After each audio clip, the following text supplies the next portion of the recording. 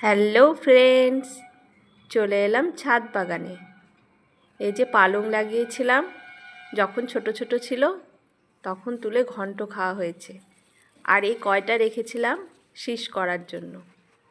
এই দেখো কত বড় পালংয়ের শীষ হয়েছে। আর এগুলোর চচ্চড়ি খেতে কিন্তু খুব ভালো লাগে, সেই জন্যেই কয়টা রেখেছিলাম। তো আজকে ওগুলো তুলে নেব, খাওয়ার মতো হয়ে গেছে। খুব বেশি মোটা হয়ে গেলে আবার সেদ্ধ হতে চায় না। শিম, বেগুন, আলু এগুলো দিয়ে চচ্চড়ি খেতে খুব ভালো লাগে। সবগুলো পালংই তুলে নেব।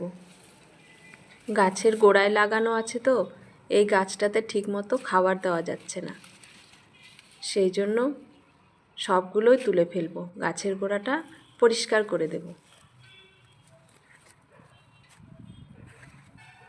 এটা হলো মালটা ফলের গাছ, অনেক গুটি এসেছে। গাছটার গোড়াতে খাবার দিতে হবে, সেই জন্য সবগুলো তুলে দিলাম।